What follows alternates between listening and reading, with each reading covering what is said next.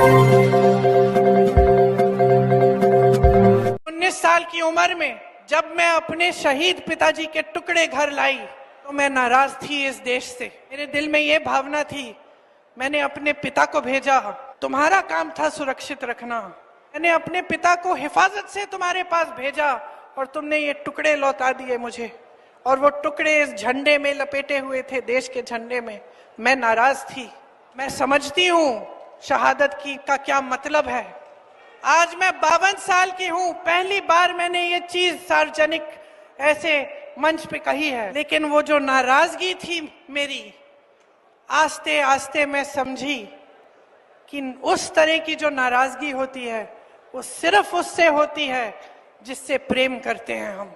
मेरे देश के लिए मेरे दिल में कितना प्रेम है, मैं कैसे समझाऊं।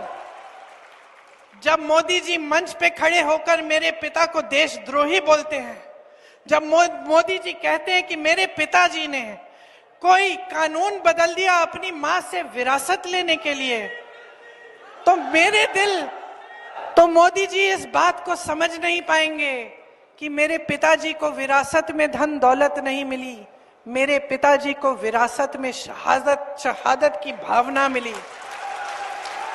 आप समझ सकते हैं, आप समझ सकते हैं। इस देश के किसान हो, इस देश की मिट्टी आपने सींची है अपने पसीने से, अपने इतने बेटे भेजे हैं सरहद पे। जब आपके बेटे शहीद होते हैं इस देश के लिए तो मैं जानती हूं कि आपके दिल में क्या भावना है, क्योंकि वही भावना मेरे दिल में है।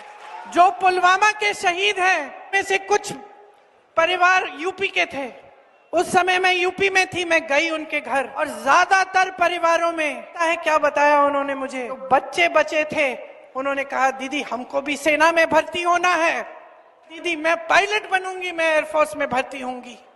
यही है शहादत की भावना। ये भावना मोदी जी नहीं समझ सकते। जो मोदी जी इंदिरा गांधी जैसी एक शहीद के बारे में उल्टी सीधी बातें करते हैं, जो मोदी जी इस भावना को देख के सिर्फ परिवारवाद देखते हैं लेकिन देशभक्ति नहीं देखते, देश की सेवा नहीं देखते, वो इस भावना को नहीं समझ सकते।